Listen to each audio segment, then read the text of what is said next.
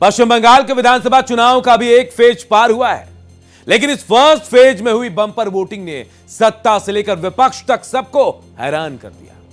सभी आकलन में लगे हुए हैं, आखिर पिछली बार से इस बार 10% ज्यादा मतदान के मायने क्या हैं? क्या ये एंटी इनकम्बेंसी है? बीजेपी के लिए सत्ता के द्वार खुलेंगे या फिर से ममता को रिपीट करने का ये संकेत है? रिपोर्ट से जानते हैं। यहाँ एंटी इनकम्बेंसी चरम पर है। আমরা অন্যায় বিরুদ্ধে লড়াই করি, অধিকারের জন্য লড়াই করি। पश्चिम बंगाल में इस बार विधानसभा चुनाव कई मायनों में ऐतिहासिक रहा। आजादी के बाद से सबसे ज्यादा मतदान और पिछले कई बार के रक्त रंजित चुनावी इतिहास से बिल्कुल अलग। बम्पर वोटिंग के मायने समझने के लिए डेमोग्राफी और ट्रेंड समझना बहुत जरूरी है। आंकड़ों पर गौर करें तो साल 2006 के बाद से बंगाल विधानसभा चुनाव में 80% से ज्यादा वोटिंग हो रही है, लेकिन इस बार फर्स्ट फेज की 152 सीट पर 92.88% वोटिंग हुई है, जो पिछली बार के 83.2% मतदान से 10% ज्यादा है। सबसे ज्यादा वोटिंग दक्षिण दिनाजपुर जिले में हुई है, जहां 94.4% लोगों ने वोट डाले। यहां की 6 विधानसभा सीटों में लगभग 25% मुस्लिम वोटर हैं, जबकि हिंदुओं की आबादी 73.5% है। ये एक उदाहरण है जो बताता है कि हिंदू बहुल सीटों पर जबरदस्त मतदान हुआ है। बीजेपी ने लोक लुभावन मैनिफेस्टो के साथ ही हिंदुत्ववादी कोर मुद्दों पर जमकर फोकस किया है। जबरदस्त मतदान का सवाल इसलिए भी ज्यादा मौजूद हो जाता है क्योंकि 2011 में बम्पर वोटिंग के बाद बंगाल में लेफ्ट की विदाई हो गई थी। तब 34 साल पुरानी लेफ्ट फ्रंट सरकार सत्ता से बेदखल हो गई थी और ममता बनर्जी के नेतृत्व में तृणमूल कांग्रेस बंगाल की सत्ता में आई थी। यही वजह है कि इस बार हुई ऐतिहासिक वोटिंग को लेकर बीजेपी उत्साहित है। बीजेपी के दिग्गज और चुनावी चक्रव्यूह के चाणक्य कहे जाने वाले अमित शाह ने फर्स्ट फेज मतदान के बाद सीधे 152 में से 110 सीटें जीतने का दावा कर दिया है। और नरेंद्र मोदी जी के नेतृत्व में भारत के विकास की जो यात्रा चल रही है, उसमें बंगाल के प्रथम चरण के मतदाताओं ने स्पष्ट कर दिया है कि बंगाल भी उसमें जुड़ने जा रहा है। 16 जिलों की 52 सीटों पर 92.98% मत निश्चित रूप से बताता है कि दीदी जाने वाली है और भाजपा आने वाली है। मैं स्पष्ट रूप से आपको बताना चाहता हूं, 152 सीटों में से 110 से ज्यादा सीटें भारतीय जनता पार्टी जीतने जा रही है। जबकि पश्चिम बंगाल की सीएम ममता बनर्जी ने कहा है कि बीजेपी के लिए काम करने वाले सभी लोगों के नाम उनकी लिस्ट में हैं। उनका कहना है कि बीजेपी बैकग्राउंड के हिसाब से अधिकारियों को नियुक्त किया गया, लेकिन फिर भी उनमें ममता को हराने की क्षमता नहीं है। ममता का दावा है कि बंगाल जीतने के बाद वो दिल्ली पर भी कब्जा करेंगी। उन्होंने कहा है कि उन्हें सत्ता नहीं चाहिए, लेकिन दिल्ली में बीजेपी की बर्बादी चाहिए। আমাদের ক্ষমতা নেই আমাদের পরাস্ত করবার, এটা জেনে রেখো। আমরা অন্যায় বিরুদ্ধে লড়াই করি, অধিকারের জন্য লড়াই করি। আর বাংলায় আমি জন্মেছি, এই বাংলায় আমার মৃত্যু হবে।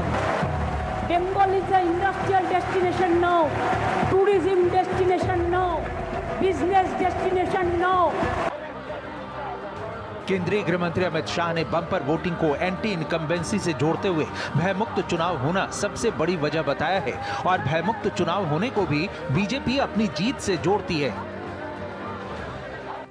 यहाँ एंटी इनकम्बेंसी चरम पर है।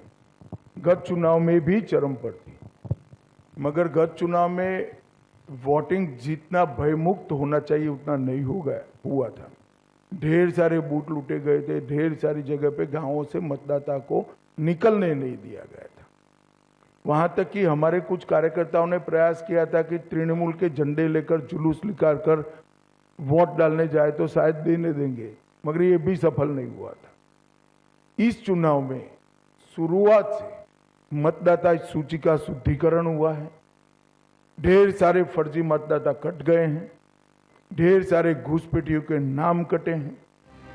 बंगाल चुनाव की पूरी रणनीति तय करने वाले अमित शाह जानते हैं कि फर्स्ट फेज के बम्पर वोटिंग का असर सेकेंड फेज तक जाएगा। यही वजह है कि वो टीएमसी की तरफ से फैलाए जाने वाले नैरेटिव पर पलटवार करते हैं। बंगाल की मुख्यमंत्री जी अफवाह फैला रही हैं कि बंगाल में अगर भाजपा का शासन आया तो बाहरी लोग शासन करेंगे। मैं दीदी को बताना चाहता हूं, दीदी बंगाल का अगला मुख्यमंत्री बंगाल में ही जन्म लेने वाला, बंगाली मीडियम में पढ़ा लिखा और बंगाली बोलने वाला होगा। इतना ही है कि आपका भतीजा नहीं होगा, वो भारतीय जनता पार्टी का कार्यकर्ता होगा। जहां chief justice of India Suryakant ने भी बम्पर वोटिंग पर खुशी जाहिर करते हुए कहा है कि भारत के नागरिक के तौर पर मुझे लोगों को बढ़ चढ़कर मतदान करते हुए देखकर खुशी हुई। ये लोकतंत्र की मजबूती के लिए जरूरी है। वहीं बम्पर वोटिंग पर chief election commissioner Gyanesh Kumar ने भी खुशी जताई है और कहा है कि 1947 के बाद से अब तक देश में इतने बड़े पैमाने पर वोटिंग नहीं देखी गई, यानी ये एक ऐतिहासिक दिन था। लेकिन ना तो टीएमसी और ना ही कांग्रेस कोई भी मतदान के इस बढ़े हुए प्रतिशत से ज्यादा उत्साहित नहीं दिखती। कांग्रेस इस बढ़े हुए मत प्रतिशत को किसी पक्ष से भला कैसे जोड़ सकती है, इसलिए उसके नेता इस बम्पर वोटिंग को बस और बस आंकड़ों का खेल मानते हैं। मनीष तिवारी का कहना है कि ये एसआईआर का नकारात्मक असर है। देखिए, आंकड़ों का मायाजाल है, ये आंकड़ों का खेल है और ये जो एसआईआर के नकारात्मक परिणाम हैं उनका सीधा साधा ये एक परिणाम है, उसकी सीधा सादी मिसाल है। देखिए, पहले अगर किसी बूथ में 1000 वोट थे, 700 लोगों ने वोट डाला तो प्रतिशत बनता था 70। अब आपने 200 वोट काट दिए और 800 में से 900-700 लोगों ने वोट डाला, तो जो आपके आंकड़े हैं, जो आपकी परसेंटेज है, वो बढ़ के 90% हो जाती है।